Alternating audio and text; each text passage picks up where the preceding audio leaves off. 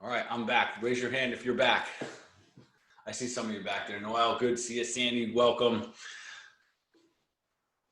Jess, welcome. So they're having a little technical difficulties right now. I know Dr. Gundry's out there somewhere, and Karen will be with us in just a moment. So again, if you're here for the first time, welcome aboard. Love having you. If you're here for like the th time, awesome. Thank you for being supportive. And again, tonight, just like any night, if you have questions, make sure you type them into the chat button. It is in that chat button where we'll answer your questions. So some of them we'll get to right in the middle of this, some we'll get near the end. So make sure if you have any questions for me, but more specifically for our amazing guest tonight, Dr. Gundry, if you have guests for him. You're back, Karen. I am, but I got to be on before you. So do you need to boot me off? Yeah. Even our guests? I haven't had this trouble before, so guys, I don't know why it wasn't working. But you'll have to stream it yourself, or we'll have to just come on one more time. All right, let me see if I can stream it. Let me see if I can figure that out. Okay. We'll figure this out. So, how do I stream it? Yeah. Okay. Just give me seriously, guys. It's gonna be like if you just. I've got it, so I'll just come back. I think I can figure it out. I think I'm gonna send it on live Facebook now. Okay, down the bottom there's a thing. You just go live on Facebook and hit it. Okay. Page manage.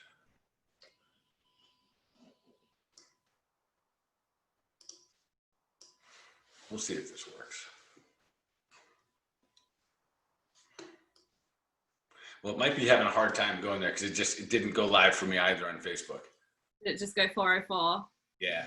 We'll just try it throughout it. We can send the recording out. Yeah, we'll just send the recording out. Okay. Cool. All right. So, yeah. So do we still have Dr. Gundry? Is he still out there? Can you make him live as well? Yeah, he was, and he like just popped off. So he's got the right link. Let's give him a couple of seconds to come back on. Yeah. I know I have some peeps here that are really excited to be able to see him tonight and be able to maybe even ask him some questions directly. Yeah, guys, start thinking about your questions. Like, I know I am really excited to hear his answer to some of our questions that we're going to hit him with tonight. So yeah, don't hold back. If you've got questions for him, you know, he's got lots of topics to talk about. So yeah. Okay, let me just, it shouldn't be, he was right on, so hopefully he will jump back in. Yeah, so those of you who just popped on, if you're wondering, we usually go live right here on Facebook as well, and yet Facebook is having, it's not going live for us right now, so we're just trying to get that connected so we can be here live on Zoom tonight as well as Facebook. In the event that we're not, of course, we have these recorded and we'll send them out to everyone on Facebook when we're done here. So either way, we'll make this happen. We just have to find Dr. Gundry, our guest. Yes. Have it. All right, looks like he's coming aboard shortly here. And again, if you guys have questions as we go tonight, make sure you get them in the chat section. Well, there it is. Dr. Gundry, can you hear us? There we go. Okay. We've got you. Good to see you. You can hear us okay then? Yep.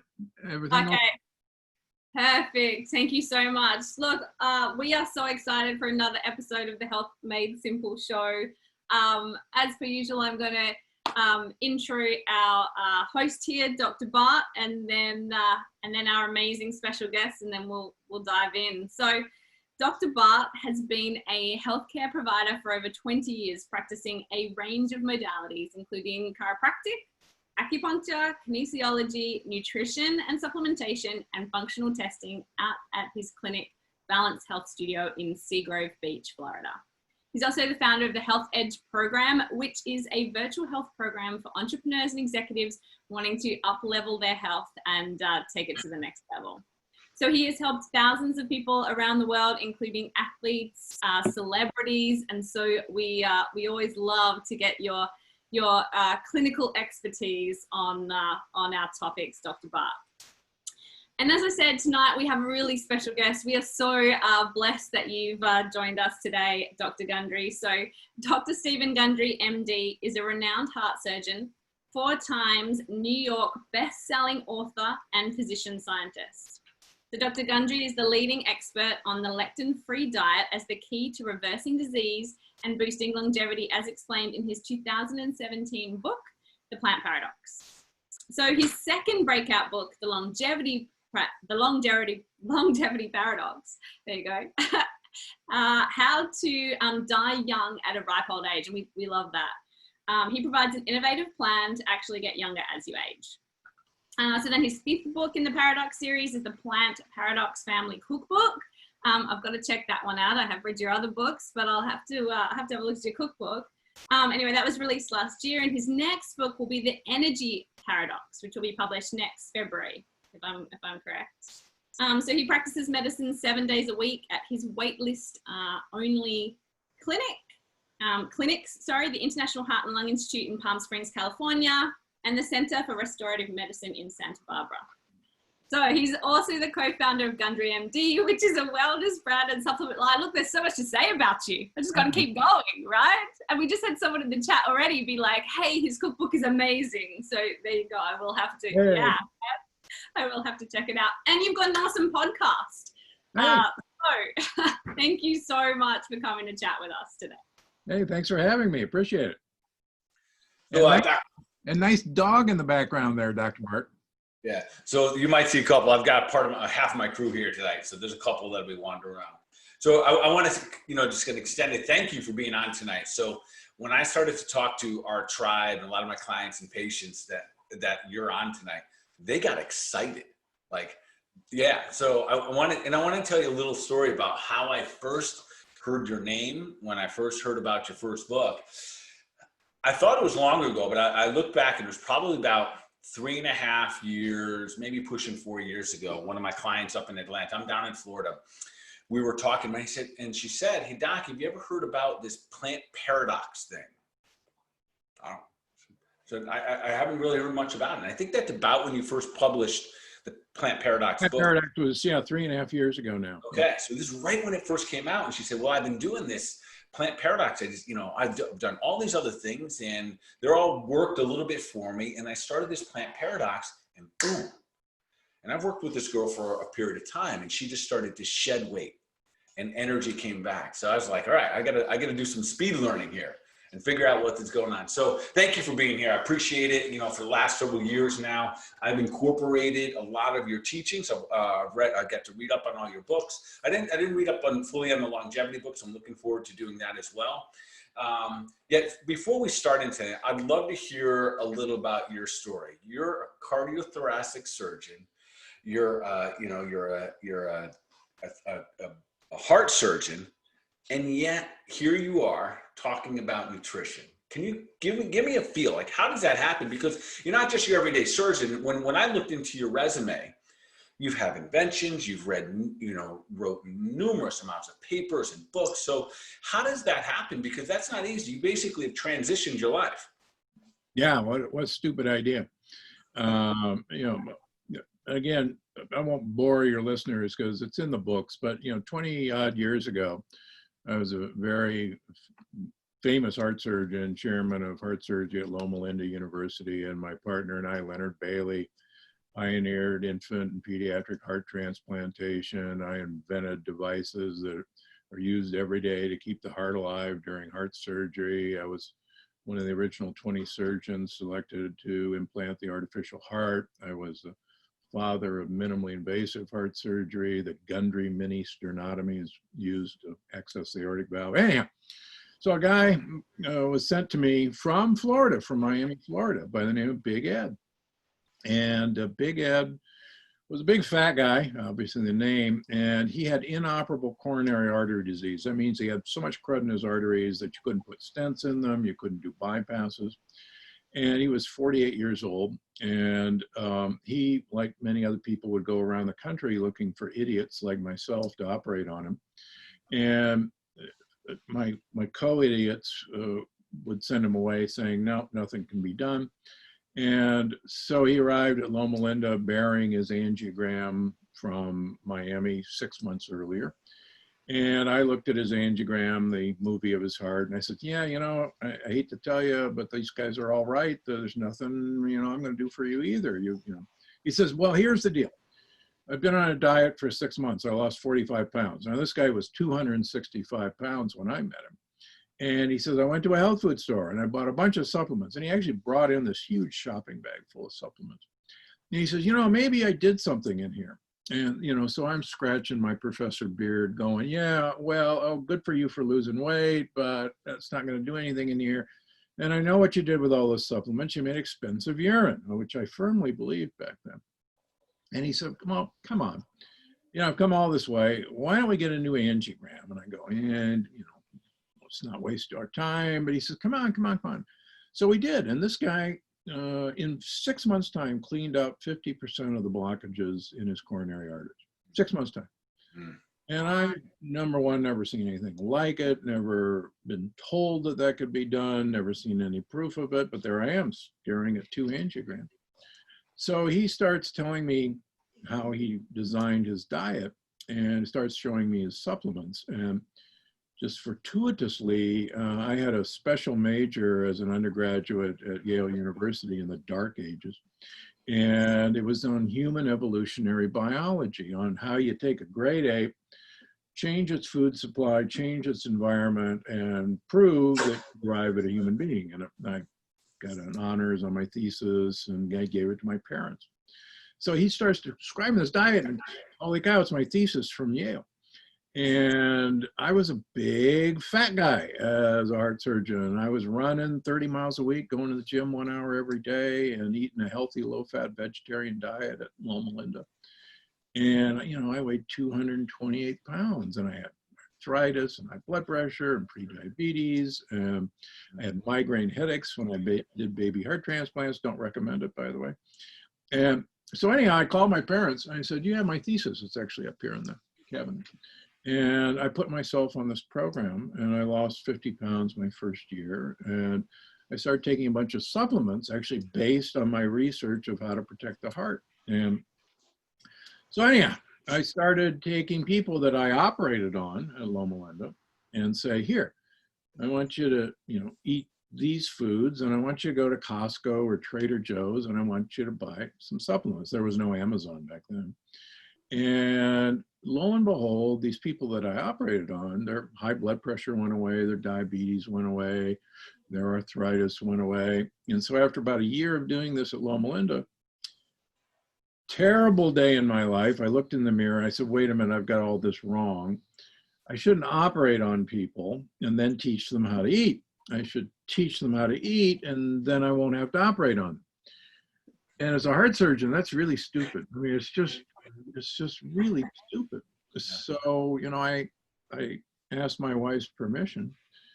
And so I actually resigned my position at Loma Linda and set up an institute in Palm Springs, which is just down the road from Loma Linda, and asked patients to let them be my guinea pigs. That every 3 months I wanted to, you know, take away foods or give them foods, give them supplements, take away from them. I didn't sell them any supplements. I didn't have anything to sell because I wanted it to be a research project. And so that was actually the basis of publishing papers on what I found and then writing the series of books. And it's all based on what my, you know, thousands and tens of thousands of patients have taught me in the last 20 years. And I continue to see patients 6 days a week. I see them on the weekends. I see them every day of the week, except Friday when I'm at my office at Gundry, MD. And I cannot imagine not seeing patients every day because I learn something from them. So that's what I do. Yeah, I think that's why we call it practice. Exactly right. It is the practice of medicine. So I tell you what, in a moment, I would love for you to dive in for our audience a little bit about this plant paradox concept. Before I go in there, I want to ask another question. So, and this is kind of almost off topic here. It is, but it isn't. So here you are, you've committed your life to being a medical doctor. You're at top of your game, whether you admit it or not. You're on top of the game. Talk to me a little bit about, or talk to our audience about the type of fortitude, the mindset part of it that it takes to make that kind of shift in life. And I'm asking that question because I know so many people are kind of stuck in the rut. They do what they do. I do what I do. I do it every day. And I think, honestly, when I think about what you've done from that concept, almost like an outside in approach to now obviously an inside out approach, it takes more than knowledge. So, and I think that's what I want to share with the audience today. It takes way more than knowledge to make that change. Is there anything you would share with someone that might be still like doing the same thing over and over again? Maybe they're approaching their inflammation with anti-inflammatories or something like that. Could you just add a little more piece to that? Because I don't know I don't know if people realize how big of a change you really made. If someone said for me tomorrow, Bart, you change everything you do, stop teaching about health and nutrition and teach something the opposite, I don't know that I could, even if I would discovered it. So maybe just add a little bit more into that concept. Well, I'm actually no stranger to doing the opposite thing. And one of the things that's been, I guess, fun in my life, years ago, I was frustrated in protecting the heart with solutions during heart surgery to keep it alive. And we would take protective solutions and put it down the arteries of the heart, but we would be operating on people with blocked arteries. And it was seemingly kind of stupid if we're trying to protect the heart to put it down the arteries. And long ago, in the 1950s, when heart surgery was first starting, people like Dr. Lillihei from Minneapolis thought it would be a good idea to pump blood backwards through the veins of the heart that didn't have any blockages in them. And so we call research look again, because that's what it is. We will research. So when in the late 70s, when I was working on this at the NIH, I said, nobody's thought about doing this in the last 25 years, but that wasn't such a bad idea. So maybe we should, pump solutions through the veins of the heart, which don't have any blockages. And so I did a series of animal experiments and proved, in fact, the concept worked. And then I took it to humans, and I presented this paper at a huge meeting for heart surgeons, over 10,000 people in the room. Young man, just kind of right out of training, and I said, we got to pump things backwards through the veins. And Denton Cooley, one of the all-time founding fathers of heart surgery from Houston, Texas, was the invited discussant. Giant of a man, literally in all ways. And he gets up after I give my presentation. He says, Dr. Gundry, in a Texas drawl, has the audacity to think that we should give the heart an enema and have the blood come out the lesbian veins. There are blood vessels in the heart called the Thebesian veins. And the whole crowd erupted. And, here it is, the end of my career.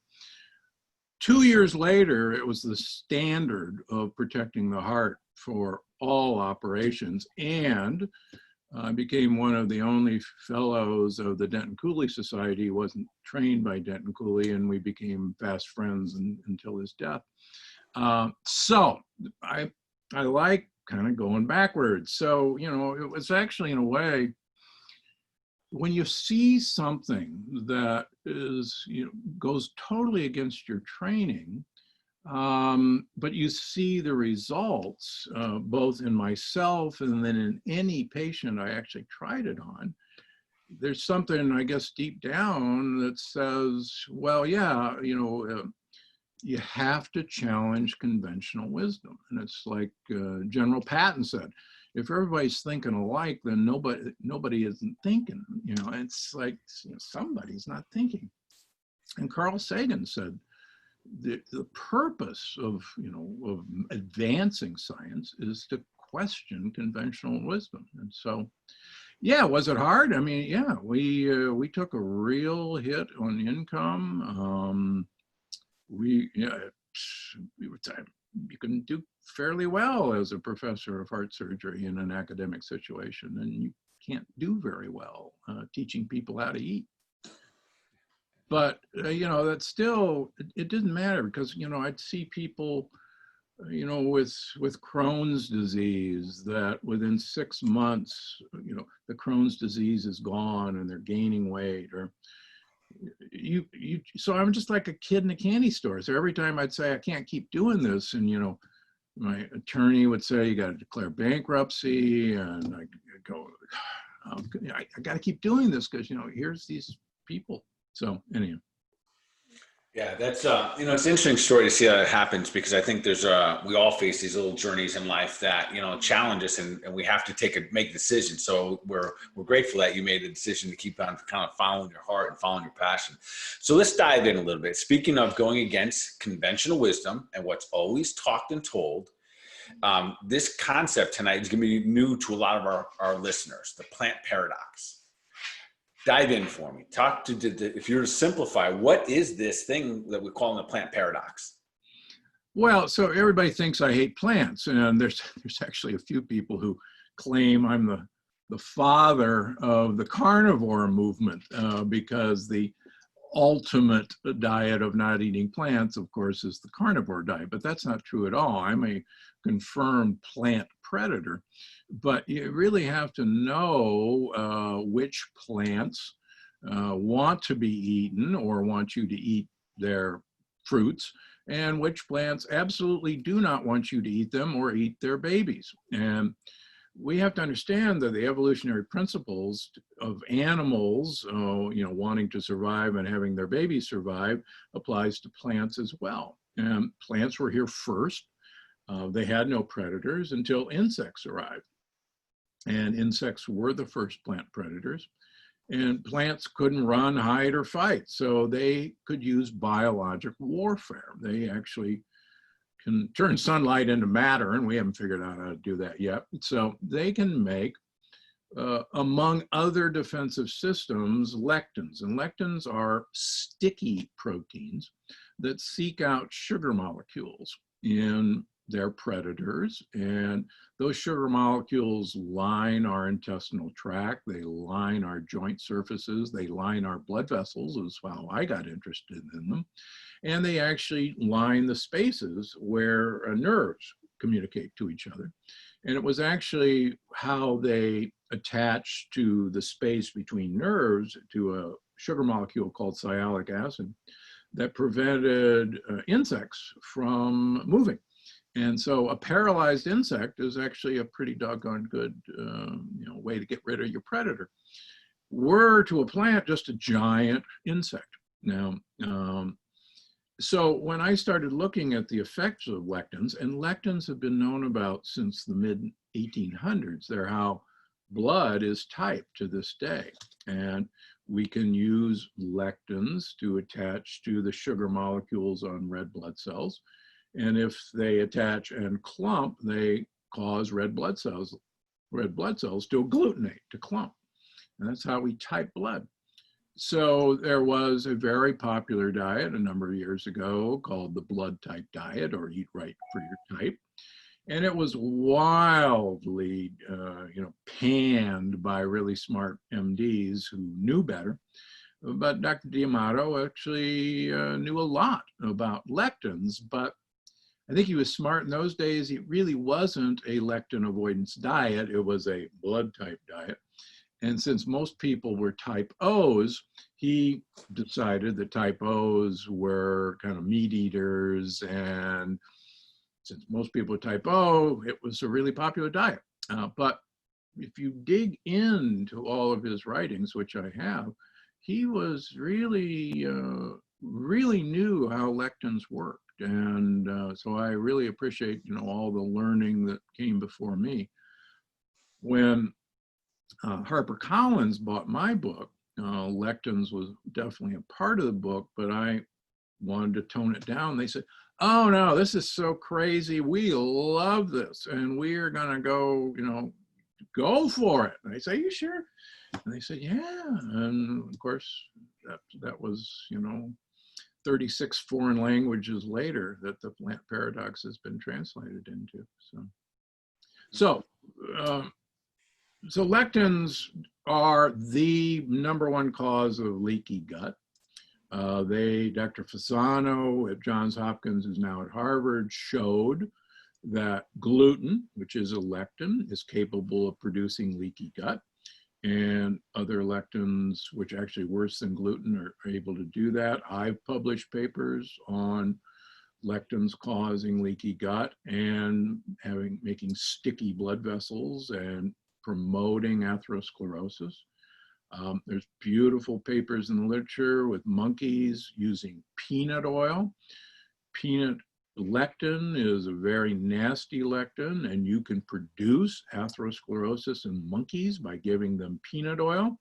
If you remove the lectin from peanut oil and give them the peanut oil without the lectins, you cannot produce atherosclerosis in monkeys. So there's some pretty compelling evidence that these guys are trouble.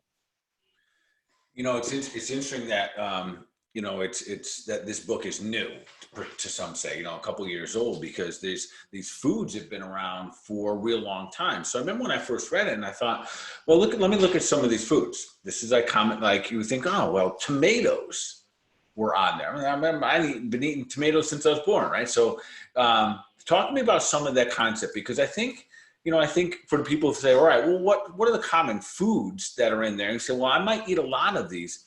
And for the person listening to this that might not know a lot of the like what it's really doing, is it easy or is it safe to say that we're causing a lot of inflammation, and especially when you get into the gut, it's breaking. I want to go into this a little bit. It breaks down, it can create that leaky gut. And I think, you know, the technical part, it creates this zonulin, and that breaks down that cellular wall. And when that happens, we know once you get the leaky gut, any condition after that, autoimmune conditions, a little bit of everything. And the problem with it is that, and you'll probably agree with me here, is that this is a slow but steady problem. It can start when you're really, really young, unknown, and it just keeps building. So how about some of these common foods that we hear? And are there ways that you might be able to have foods that have lectins in them, but still, you know, maybe decrease the impact of the negative or the toxicity that those foods would have? Yeah, and part of the book that apparently my critics never want to read is there's 7 deadly disruptors that have actually allowed us or allowed lectins access to us that never would have occurred in the past. And those include things like antibiotics that we take or that are fed to the animals that we then eat, that have decimated our microbiome. Our microbiome is a great defense system against lectins. Believe it or not, there's a bug that enjoys eating gluten. But for most people, that bug doesn't exist because we've killed it. Antacids. We normally have a lot of acid in our stomach, and acid's designed to digest proteins, which are lectins. But when you take Nexium or Prilosec or Protonix or Zantac, you don't have any stomach acid. So you've automatically lost that protection against lectins. And then, of course, there's the advent of the NSAIDs, things like ibuprofen or naproxen, which literally blow holes in the lining of your gut wall. And this was known. It does. Yeah. So I tell you what, you just brought one up there. So you're a heart surgeon. You're telling people, you've had to tell as a heart surgeon, some of your old patients go on an aspirin a day. So that you talk about, you know, flipping this over here. So now you just talk about how these NSAIDs are, you know, could be ripping up that gut lining. That right there, maybe you speak to our audience there, because I think sometimes we don't connect this. So maybe there's a benefit for the heart patient to be on an NSAID, but what's it doing to the gut? Well, yeah. So I actually like people to take a 81 milligram enteric-coated aspirin a couple times a week, and it's for a totally different reason. Most people don't know that you could take all the omega-3 fats in the world, DHA and EPA, and you will not convert them to their active anti-inflammatory form, which is called a resolvin. And you actually have to have a tiny bit of salicylic acid to pull that off. So if you want to drink some white willow bark tea, which I actually have one in here, every day, or take a baby enteric-coated aspirin a couple times a week. But what's really scary is that most of the prescription NSAIDs, and we have to remember that even ibuprofen and naproxen were prescription only. And when they came out, they were so dangerous that the FDA had a mandate that you could only take them for 14 days before you had to stop them because they were so dangerous. And now, of course, we have children's Advil, and and now we're chewing this stuff like candy without knowing that. I mean, it's literally like swallowing a hand grenade. And I see so many of my early patients with autoimmune diseases were young athletes who had had an athletic injury, and their well-meaning orthopedic surgeon, put them on high-dose NSAIDs. And out of the blue, they would develop lupus or rheumatoid arthritis. And it's like, where the heck did that come from? And when we got these out of them and got lectins out of them, their autoimmune disease reversed. And I write about that in the Plant Paradox. Mm-hmm. So getting back to your question, let me give you another, since we got talking about holes in your gut. And this gets down really on how do you go after this inflammation. So I like to use the example of, we're sitting on a boat out on a lake or on the ocean, a rowboat, and all of a sudden we've got a hole in the bottom of the boat and water's coming into the boat. We have basically two choices. We can grab a bucket and we can start bailing the water out. And I view most anti-inflammatory treatments, most anti-inflammatory foods as basically having a bucket and we're bailing the water. To me, it's a whole lot easier to put your finger in the hole and not have the water come in the first place. So if things like NSAIDs and things like lectins are creating holes, it's a whole lot easier to just get the guys who are creating holes out of your diet and everything will be okay. And that's actually, I think, why this system works so well. That reminds me of when I was reading one of the books, you had some rules. And I think your rule number one is that, I even wrote it down, what you stop eating is far more important than what you start eating. And I think that's a huge, huge message. And reason being is if we keep eating the junk and then we just put some good stuff on top of it, we never heal. So right. I love that one. And then there's another rule, and I wrote it down here somewhere again too, is rule number 4. You are the thing that you're eating what it ate, something to that effect. Yeah, you are what you eat, but you are the thing that you are what the thing you're eating ate as well. And we just made that mistake. And, who would have believed, recently it's been discovered that farm-raised salmon, for instance, a few years ago, farm-raised salmon were fed ground up fish. And one awful, we can debate everything, but they still had omega-3 fats. But now ground up fish is too expensive.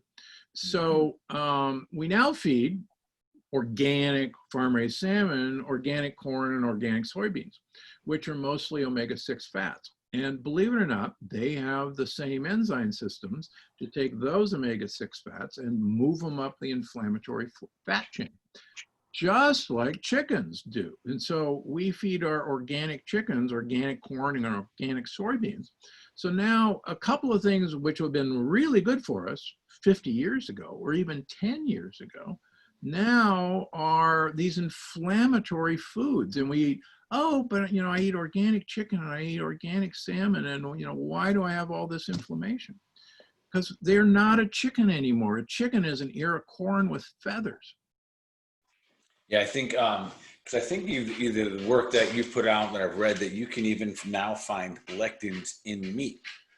Because I read a paper years ago that postulated that you are going to find these same proteins in the flesh. And it brought home to me, I had a woman who was a psychologist in LA who had horrible lupus, and she was on double drug therapy.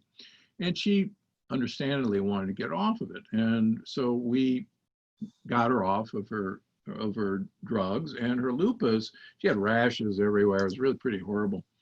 And it all resolved except for some eczema on her upper eyelids. And so we're going down the list of the no foods, and then we're going down the list of the yes foods, and we get down to chicken, and it says pastured chicken. And so I said, and you're eating pastured chicken, right? She says, oh yeah, organic, free range. All the time. It's my go-to food. And I said, whoa, wait a minute. Organic free range isn't pastured. They're fed corn and soybeans.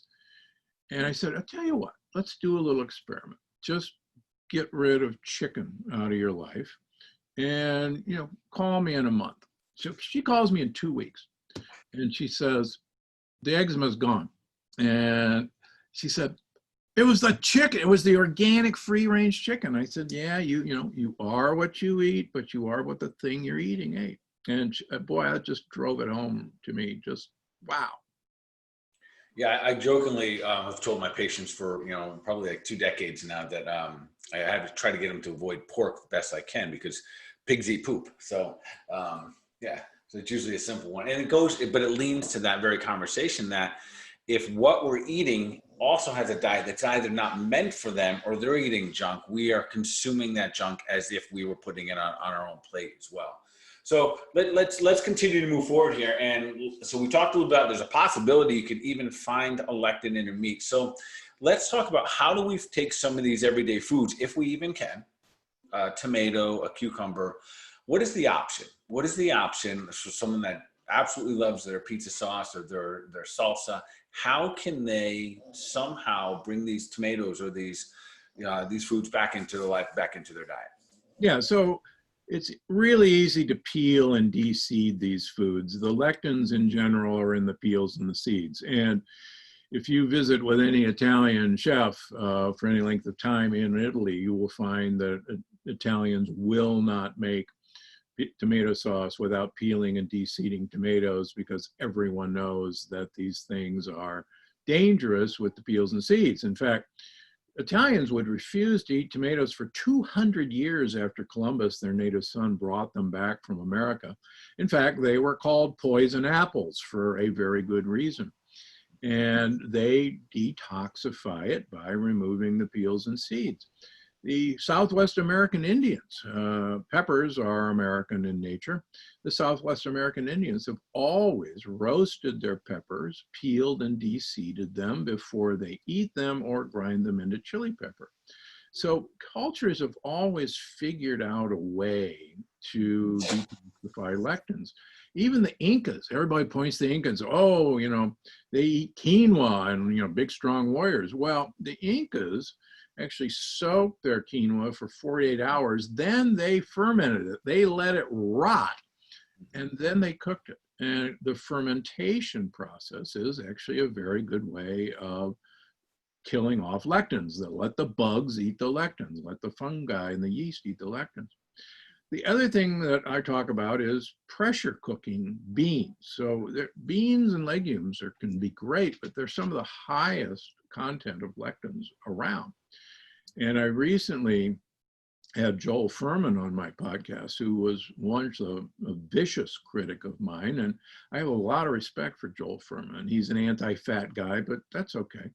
And so I wanted him on the podcast. And I said, hey, let's talk about beans. And he says, well, beans are great for you if you pressure cook them. And I went, what? What'd you say? And he says, well, you got to pressure cook beans. I said, well, gee, you never said that before. He says, oh, yeah, that's an important point. And I'm going, yeah.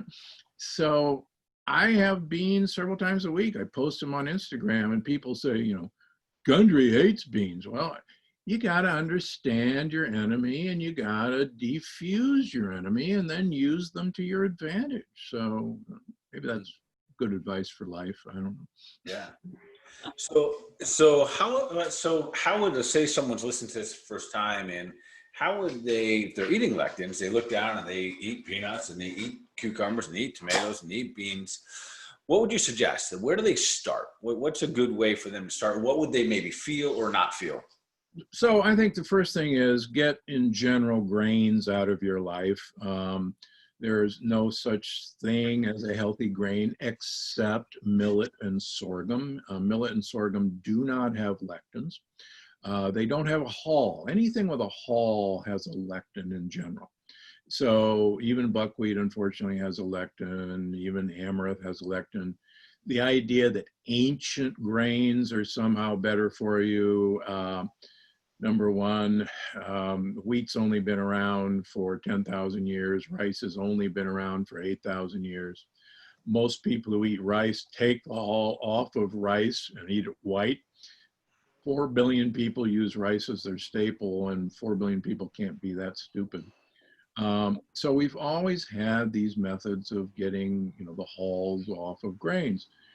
White bread actually has far less lectins than whole grain bread. And one of the things I argue is this advent of whole grain goodness, where we have been throwing the hull of wheat and other grains away, I think has just worsened our, lectin load over the last 40 years. Does that mean you can have white bread? No. People hear me say that and go, oh, Dr. Gundry loves white sourdough bread. No, I have so many autoimmune patients that I can tell you that they just try to beat the system and have sourdough white bread, and they'll turn up their markers for their autoimmune disease. And when we take it away, it goes away. Yeah, I think that's a great point. And I think, at some point along the way, we have to stop trying to beat the system and rather to elevate our health and, raise our bar. Karen and I always talk about trying to, level ourselves up and level our audience up and move as close to superhuman as we possibly can. When I think about what you're talking about today, and really it boils down to, I think, of starting to have some awareness, like, how is food affecting us physically, emotionally, spiritually, which I know you did the energy paradox. And I want to talk to you a little bit about that in just a moment.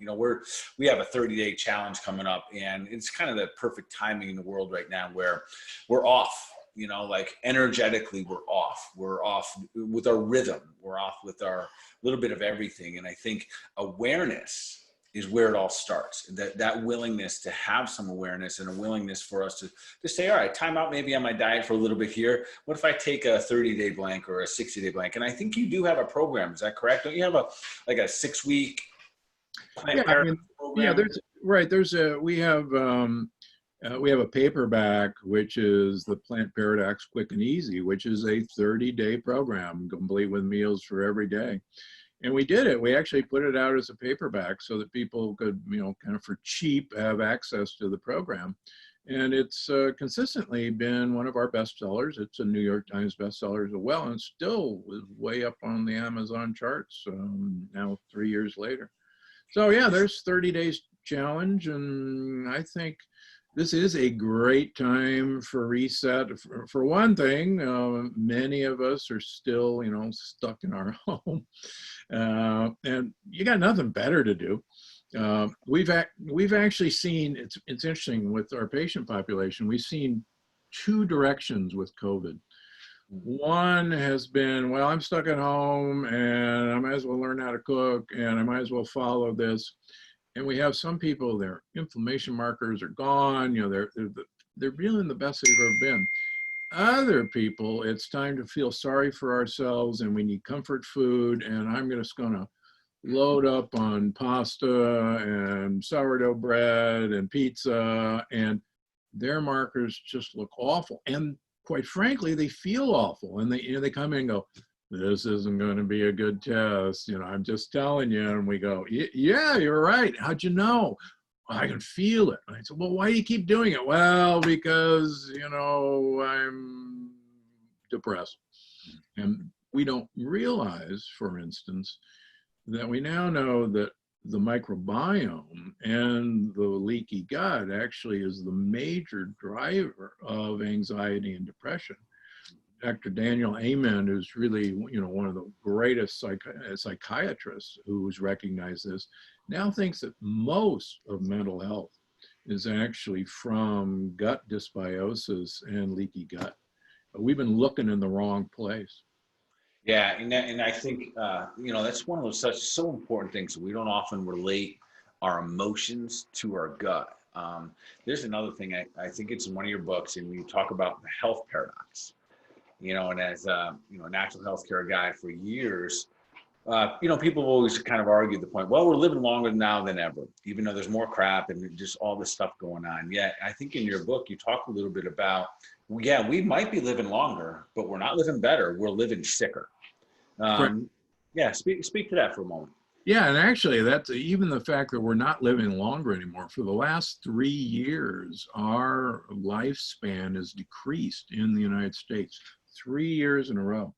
And if predictions hold, and I'm afraid they will, so I'm a baby boomer, so my kids, Gen Xers, will have a shorter lifespan than baby boomers. And if you look at baby boomers and compare their health at any part of their age, whether they're 60, whether they're 70, they have much worse health. They're on more medications than our parents were, the greatest generation. So, yeah, we conceivably might be living longer, but it's because we've been patching each other up. Somehow my patients think that knee and hip replacements are normal and that, your joints wear out. Well, they don't come with a wear by date, as any chiropractor would know. There's no evidence that there should be, joint wear out, that, your gums should fall apart. My wonderful 106-year-old woman, her teeth were perfect, her gums were perfect. She didn't have, nobody pulling her teeth out. So the idea that we can be propped up is just a horrible mistake. We've trusted, big pharma, big food, big medicine as the saviors, when in fact we have all the ability to have a perfect life. And let's save surgeons for when we really need them, and let's take care of ourselves, right? I love it. So let's talk about something real relevant right now, this COVID thing. So I saw something posted the other day on Facebook, so I half believe it, so I have to go dig into it. So I end up on the CDC page, and I find these stats now that have recently come out about the actual deaths caused by COVID, and it's roughly 10,000, and then 160 or 70,000 that had 2.6 comorbidities. And for our audience listening, what that meant is they had other conditions, and then they had COVID, and combined with those other conditions, they lost their lives. Is this not the time that is this not the biggest wake-up call we've seen or heard yet, in this, kind of maybe doing things against what we might have been told all along in the conversations that we've had about how to handle this? I'd love to hear a little input on that about the comorbidities, because as a heart surgeon, you're dealing with massive amounts of comorbidities when that person finally gets onto your table. So I'd love to hear your input on that, and what's our approach? Like, my tribe here knows that, I say, listen, we got to get stronger. Instead of running from a virus, we must get stronger. Of course, take the appropriate measures that we do to protect ourselves, but get stronger, get stronger, get stronger. I'd love to hear your input on that as well. Yeah, I wrote an editorial on Thrive Global a couple of months ago.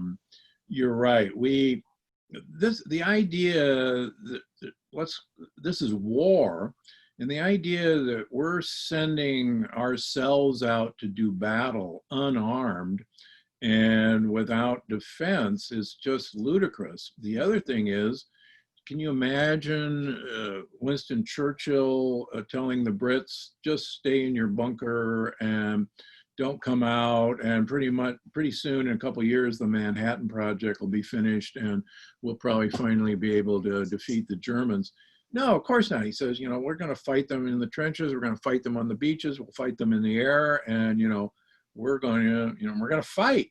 So we have to realize that the comorbidities are actually signs of leaky gut. And if you had asked me 15 years ago about leaky gut, I would have told you it was pseudoscience.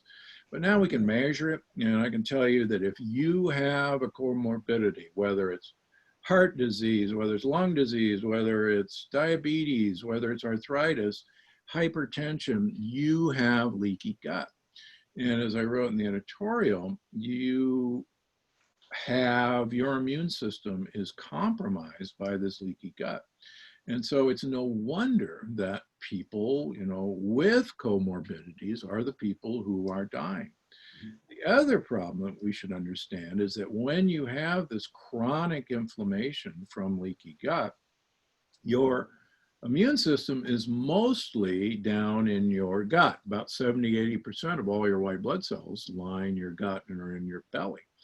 And they're all busy down there with leaky gut. And so we don't have a good sentry system up in our mouth and nose to fight the battle that should be fought, number one. Number two, and I'll go back to peanuts. 50 years ago, nobody had peanut allergies, even though 95% of us have a preformed antibody to the peanut lectin. 95% of us were born with it. But nobody had peanut allergies. That's because our immune system was kept under check because we didn't have leaky guts, and our microbiome taught our immune system to cool it. Now our immune system is hyper crazed. So we have some simple little coronavirus, and I don't want to belittle COVID-19, but now our immune system, once it gets alerted, goes into hyperdrive, just like now a kid with a molecule of peanut dust in the air has to get an EpiPen out to save his life. So this is what happens when we have a hyperimmune system. And so, long story short, we got to arm ourselves with vitamin D. There are now 5 papers showing that vitamin D dramatically impacts COVID, whether you're going to get it and how severe the COVID virus is. There's a huge new paper just released that the new theory on COVID that it actually produces a hormone called bradykinin. And it turns out if this is true, and it looks really good, a supercomputer predicted this, that vitamin D is one of the best ways to suppress bradykinin production. So take your vitamin D, whatever your vitamin D is right now, double it during COVID. I have yet to see vitamin D toxicity, and I've been measuring vitamin D levels for 20 years. Dr. Mark Hyman's never seen it.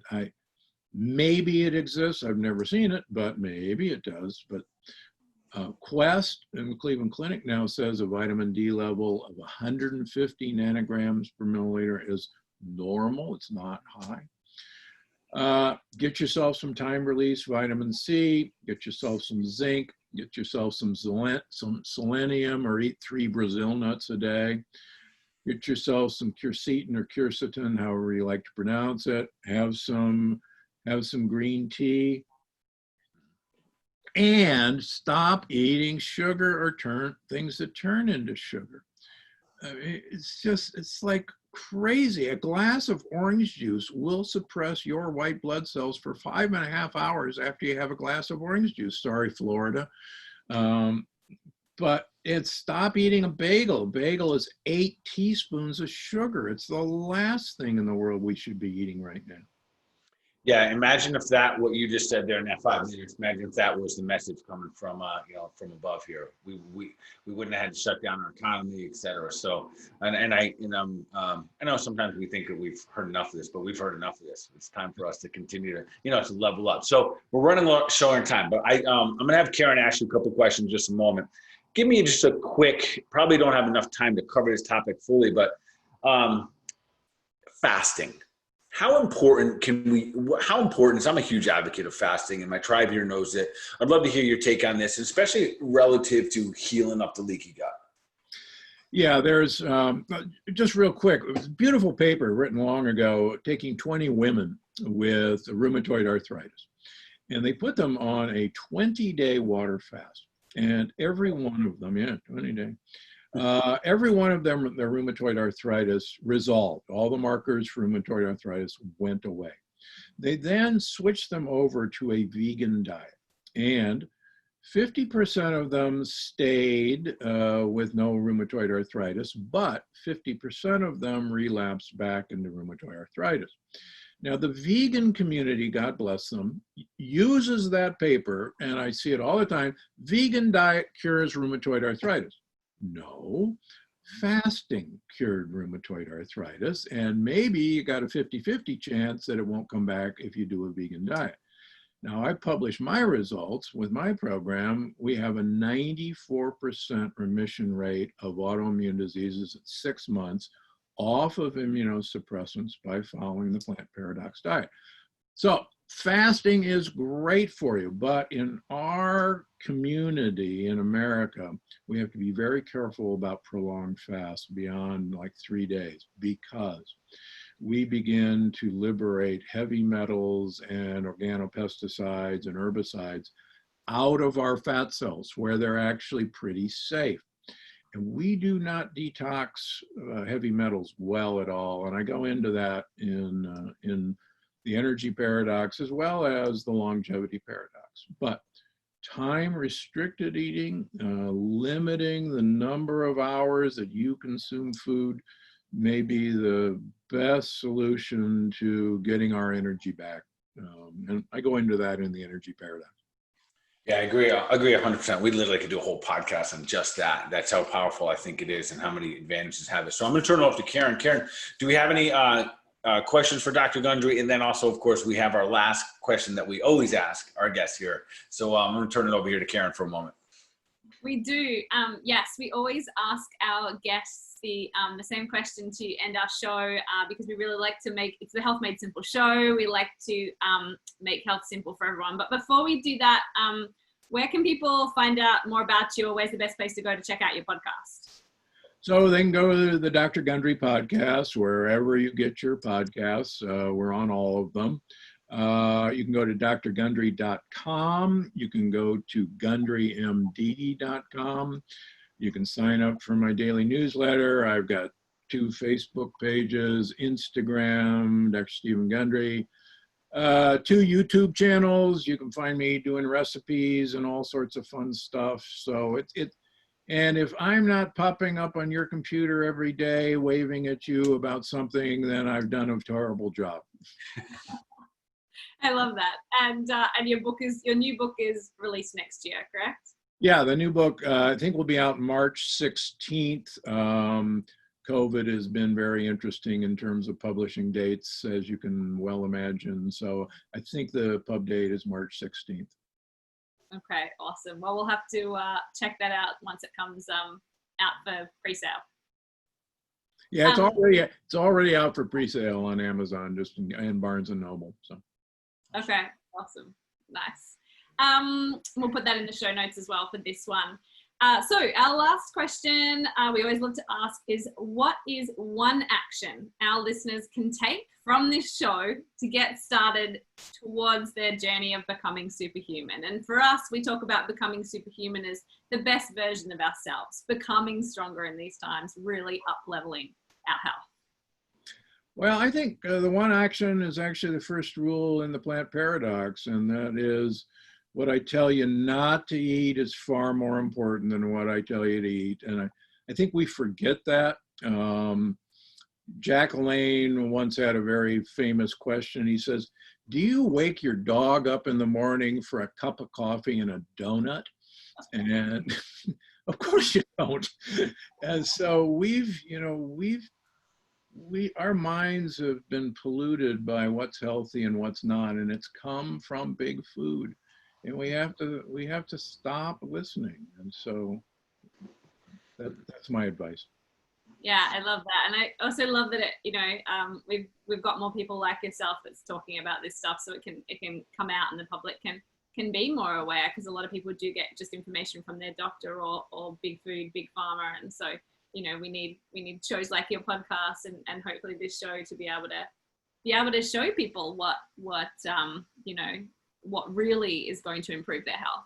Yeah, and I think the other important thing is you're not going to hear this from the government. You're not going to hear this from your doctor yet. And this has to be like any movement. It has to be from, grassroots. It has to be individual people demanding that they find a physician, find a chiropractor, find a naturopath who will listen to them, who will address what their complaints actually are, and don't stop looking until you find that person, particularly women. Women are so not served in our current health care system. And you guys have been thrown under the bus for as long as I can remember. And you have the right to find someone who will actually listen to you. Yes, 100%. Well, thank you so much. We so appreciate everything you've said today. Thanks for having me. Yeah, Dr. Gundry, thank you for, I appreciate and I'm grateful that you decided somewhere along the way to make a paradigm shift for yourself. You hopefully you know how many people and other practitioners like myself and other, it's our patients and people in our country, really probably around the world, how many lives you've impacted. So I appreciate you. I thank you for all the work that you're doing. I have this funny feeling that you're not done being a researcher, and that we'll continue to see some awesome stuff coming our way from you. So I want to thank you, and all the listeners, guys, keep doing your things. Ladies, keep doing your thing. Keep spreading love. Keep sharing this out. We know what to do every day, and it's real simple. So from this point forward, let's make sure we take some deliberate action today for the mind, for our body, for overall wellness, and you all be awesome. Thank you, Dr. Gundry. Thanks, everybody. Appreciate it.